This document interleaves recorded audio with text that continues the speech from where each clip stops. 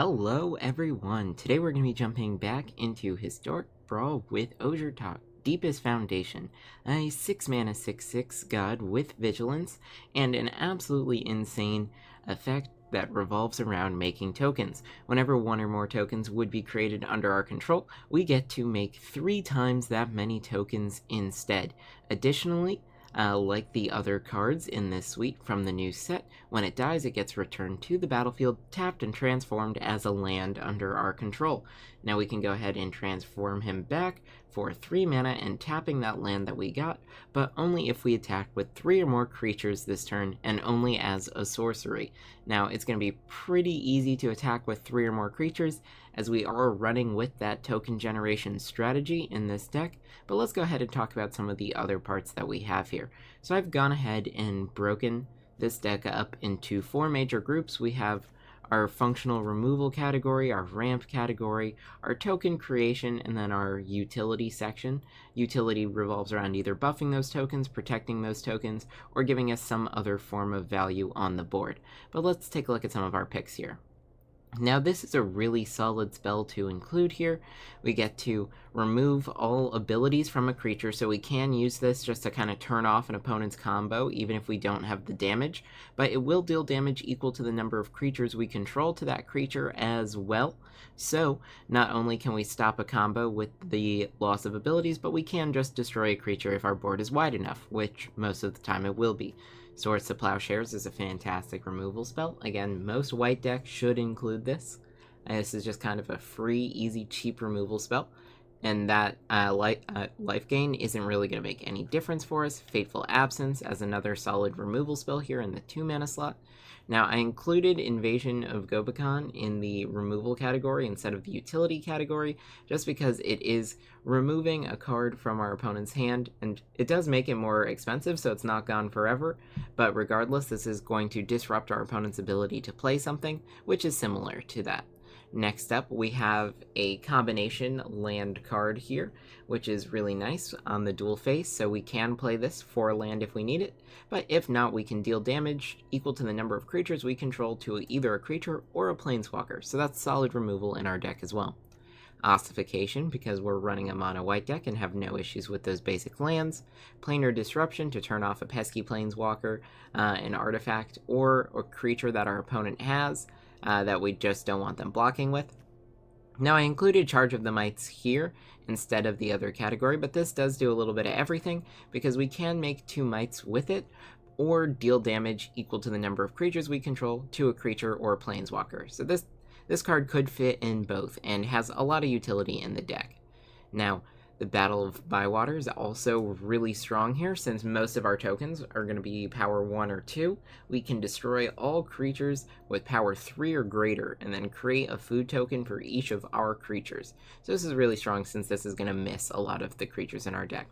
The Wandering Emperor has been included for the -2 exile effect, but we can also make tokens with the -1 and buff creatures with that +1, so both of those are pretty good options. And then we also have by invitation only.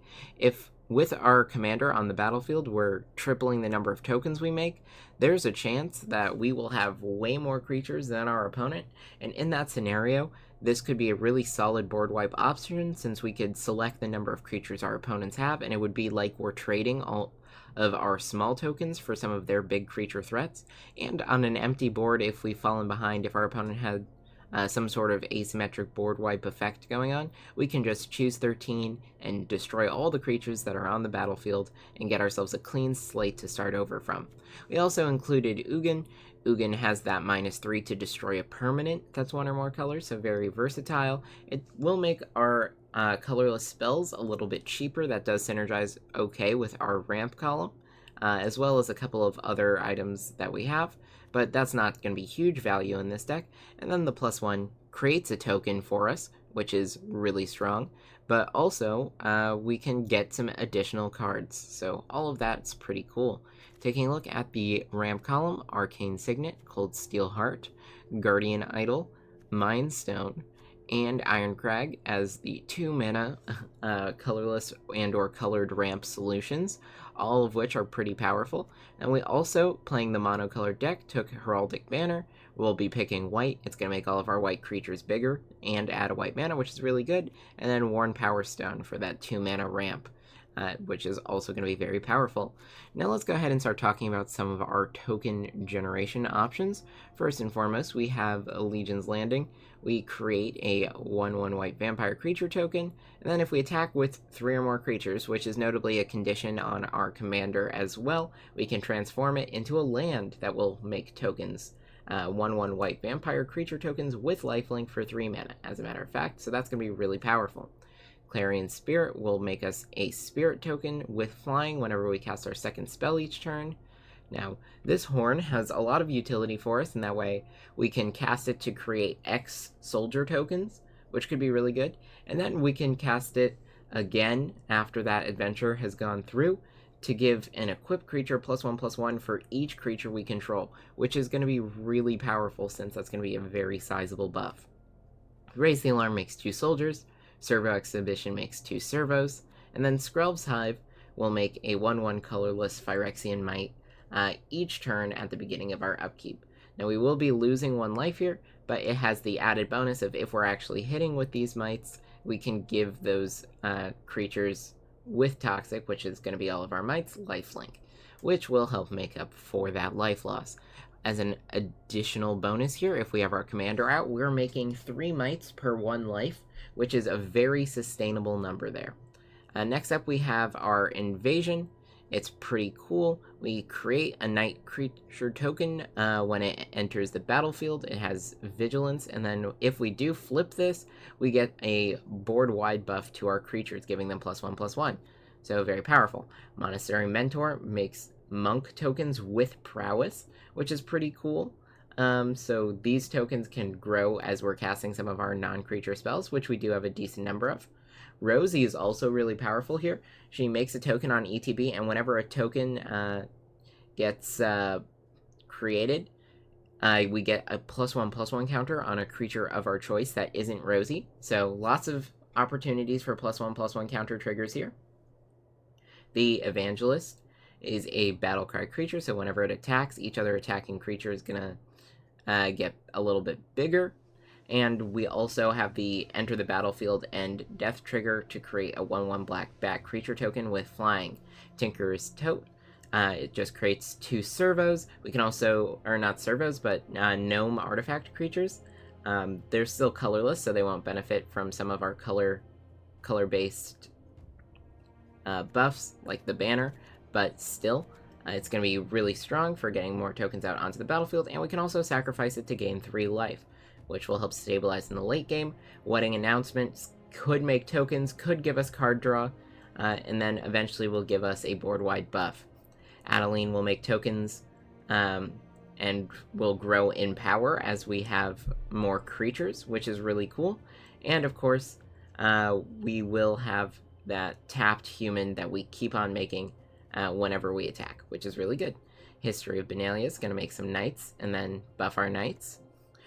And then we have the first piece of equipment that's on its own without another utility option, but it will create 1/1 white spirit creature tokens with flying when we attack with that equipped creature. And as a bonus, if it's legendary, like say our commander, we can make 2 of those tokens instead. Felidar Retreat gives us multiple modes here, both of which are good. We can have a landfall trigger to make a 2/2 white cat, or put a +1/+1 counter on everything and give it vigilance. Archangel Elspeth makes a 1/1 white soldier creature token with lifelink as a plus ability, which is strong, and then a bunch of other things that are good as well. That -6 returning all non-land permanents with mana value 3 or less from our graveyard to the battlefield is going to be pretty strong with some of our small creatures. And then here we can make angels, and we can foretell this. Here we can hide away a card, and then we make green and white citizens whenever we attack with a number of creatures. Mary's Call gives us angels, Finale of Glory gives us soldiers and possibly angels, and then White Sun's Twilight could be a board wipe if we cast it for enough mana, and of course makes a bunch of might tokens for us, a great way to close out the game. Going into that last column, we've got Brave the Elements to protect our white creatures from a specific color, which could be really good, Curse of Silence to disrupt our opponent's plan, Esper Sentinel for card draw, and to make our opponent feel like they're being taxed, because they kind of are.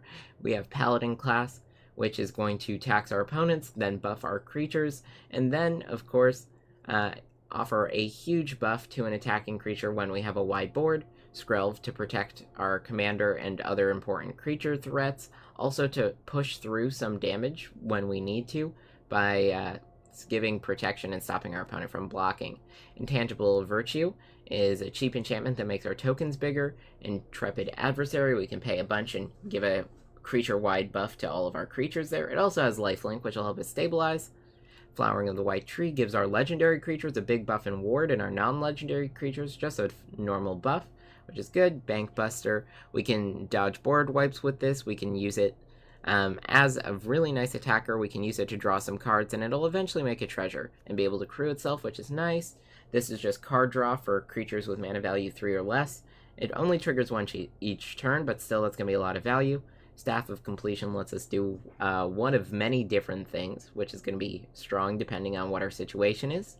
Anointed Procession will double the number of tokens we make. Muriel will stop our opponents from casting spells or activating abilities of artifacts, creatures, or enchantments during our turn, and additionally has the ability to make us a number of soldier artifact creature tokens, where X is the number of soldiers we control when she attacks, which is really good. Mondrak is similar to our commander in that it will make double the number of tokens for us when we make a token instead of triple, but it's still very good to include. Thousand Moon Smithy is pretty fun. We create a Gnome Soldier artifact creature token with a power and toughness equal to the number of artifacts and or creatures we control, which is going to be a pretty big number.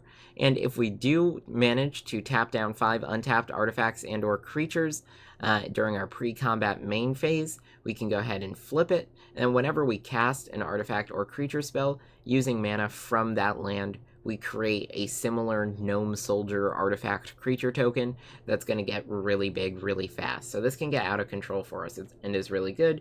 Cathar's Crusade, whenever a creature enters the battlefield under our control, we'll put a +1/+1 counter on each creature we control, so that's really good with all of our extra tokens. Divine Visitation makes all of our tokens turn into 4/4 white angels instead when they're created, which is going to be really good for us. Virtue of Loyalty we can use to make a token as its adventure, and then when we play it at the beginning of our end step, we grow all of our creatures and untap them, which is really strong. And Elish Norn gives an army-wide buff to us and an army-wide nerf to our opponents, giving all of their creatures -2/-2, and really allowing us to kind of swing the balance of combat. Mana base is fairly straightforward. We do have Nykthos Shrine to Nyx, since we will be having a lot of white pips on the battlefield for that devotion. We have Karn's Bastion for some proliferating. The Archway, since the City's Blessing shouldn't be easy, should be very easy to obtain to draw some cards. And then, of course, Castle to make more tokens, Iganjo for free interaction, Memorial to make tokens if we need to, and then Minas Tirith for card draw, which we can activate only if we attack with 2 or more creatures, which a lot of the times we'll be doing.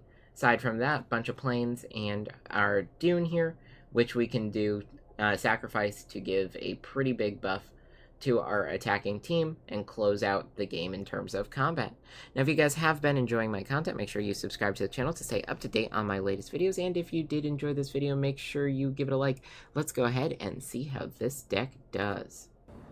Alright, on the play, and this doesn't look like a terrible starting hand. We're playing up against Riel.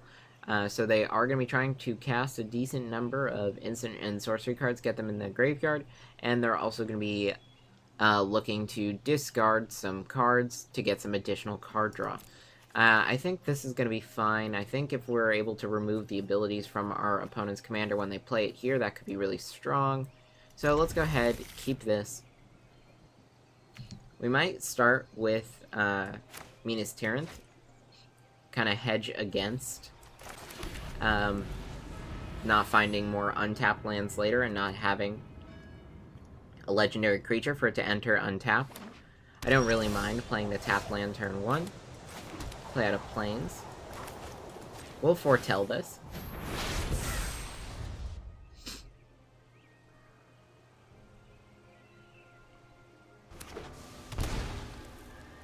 Steam Vents, Shocked-In.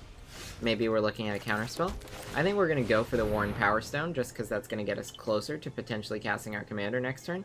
This will draw a counter if they have it. Yep. Easy there. So next up... Okay, cool. So there's a cycling synergy going on. I think we'll play out Rosie. End the turn.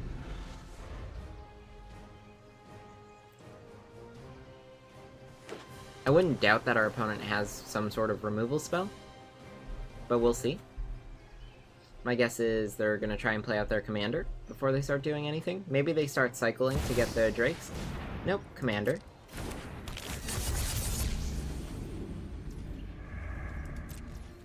Alright, we're going to try and use this right now. The 1 damage won't make a difference, but removing those abilities will. It'll kind of make our opponent's commander useless.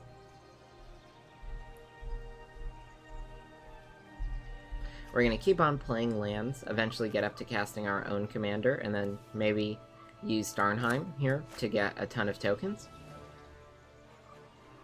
Rosie is also really strong for us. Our opponent, if they had the counterspell, would have probably used it already. Yep. Yeah, so they just went for the card draw value there. And now our opponent's commander doesn't really have any value. Play out the Evangelist. End the turn. Next turn we can play out our commander. With our Flying Bat, we can slowly start to get some chip damage in as well. That is, unless they cycle and create their 2/2 blue Drake. We'll cycle or discard. I imagine they have a lot of ways to do that.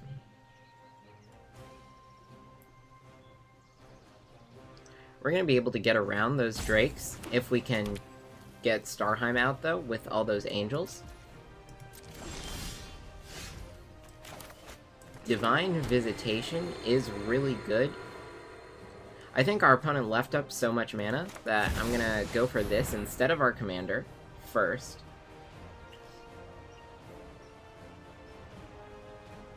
This will be how we test the waters. Our main token generator is going to make the Angels anyway. So, Divine Visitation actually won't affect this particular spell. But it will affect all of our other ones.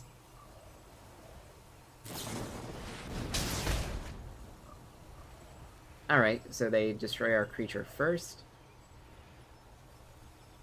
That's fine. Discard 2 draw. Potentially pay 1. So we're probably looking at 1 Drake for our opponent.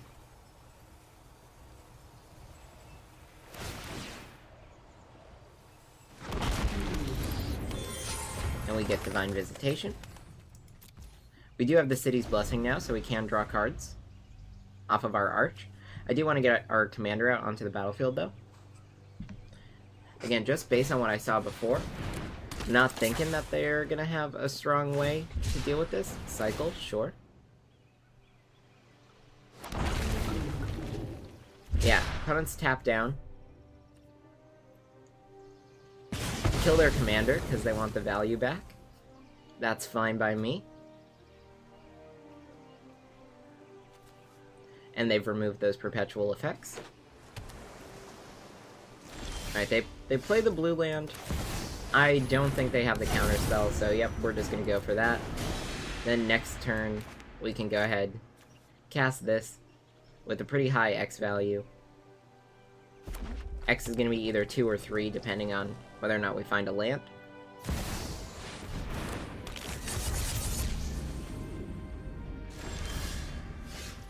So no land.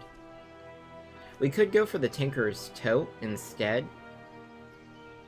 It'll make more Angels because we have Divine Visitation, and it'll be cheaper so we can get out our banner as well. I do kind of like that, so we'll go banner on white. And then the Tinker's Toe. This is a major threat for our opponent. Yep. Because just take a look there. That's a lot of angels. No need to attack with our commander here. We can just kind of sit back. All the angels are getting the buff off the banner as well.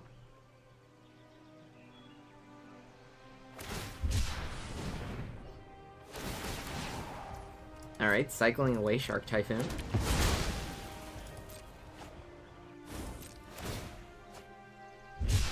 Yep, 3 damage. Probably gonna ping down a bat token.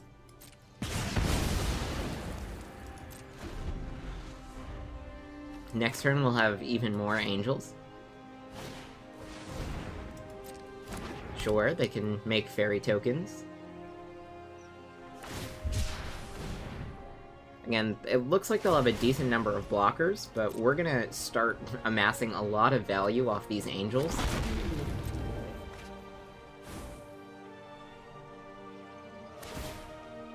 Yep, 3 damage.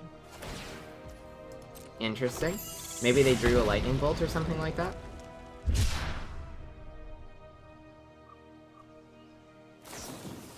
Yep, lightning bolt. That's okay, we'll get our commander back next turn. Decline. Transformed, we now have another land. We'll just attack with all 6 of our angels next turn and then flip our commander back. It's just like a minor tax. Draw a card and discard a card, sure. Opponent can't really attack, since we'll have good blockers. I'm gonna sacrifice the Tinker's Toe. Gain a little bit of life. Skrelv's Hive is really good as a draw here. So we're gonna go ahead and move to combat. Attack like that. We're swinging for 30, so they have to block. That's 25. Okay, yep. It's no longer lethal. Our opponent's going down to 3 health here. Alright. That's fine. We'll lose 1 token.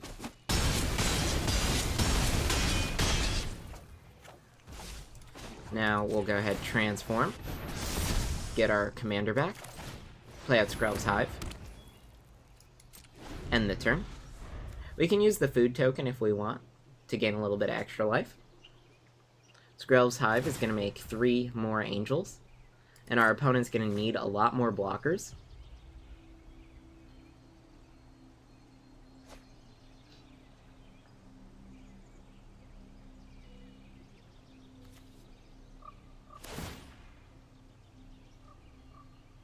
I mean, you probably just hit the bat.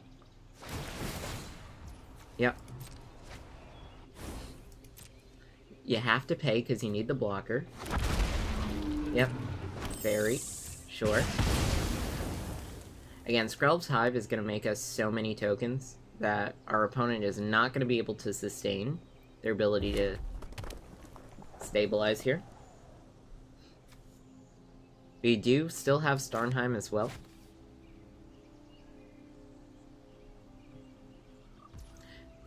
Alright. Maybe they want to save some interaction for during our turn. Seems like it. Let's sacrifice the food token, gain a little bit extra life. Use up all of our mana, stay efficient.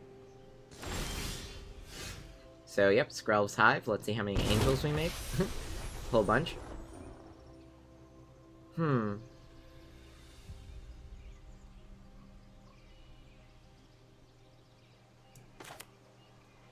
I mean, might as well just use this now. That gives our commander indestructible, and we have a bunch more angels swing out. Alright, Cycle's Forgotten Cave. We'll get another blocker, draw a card. Yep, second trigger. Gonna have to hit one of the attacking angels. Block with the 1/1 there to kill that one. They still have to contend with 20. Okay, cycle Ominous Seas for another blocker. Again, I don't think they're going to be able to deal with everything that I have here.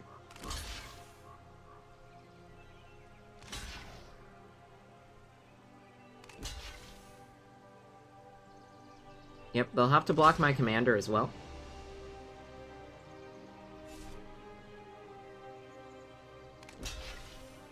Yep.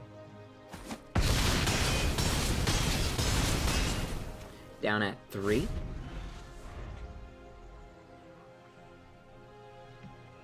The board's looking pretty good.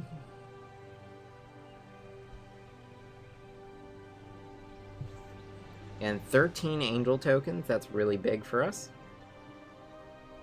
We're looking at 65 damage that we can swing in with.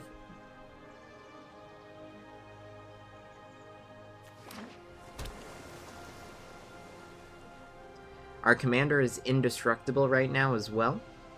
So even if they do have some way of destroying a creature, it can't be him.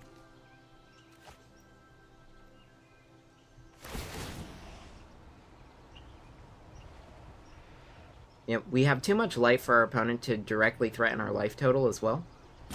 And all of our tokens being angels with vigilance is really strong, just because we have adequate blockers. I guess they're trying to go for a kill on us here. That might be the out, if they could somehow remove all of our tokens. I don't know. Returning all of our non-land permanents to our hand would be pretty effective. They'd be able to swing for 9, and then we'd have to rebuild.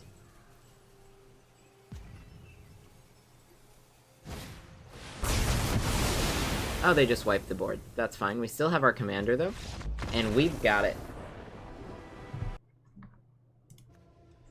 Alright, so as we saw, there are a lot of very high synergistic cards in this deck, and of course, whenever we're able to triple or double our token value, we are going to be getting ahead of our opponent very quickly. Now, one of the all-star cards for this was our Divine Visitation here. You were able to see how great it is turning all of our 1/1 tokens into 4/4 angels, and how quickly not only we're able to rebuild our board, but also develop a board that has way more than lethal damage to deal with our opponent. Now, if you guys did enjoy this video, make sure you give it a like, and if you have any ideas for another deck that you'd like to see me play, why don't you let me know in a comment down below. I'll see you all next time.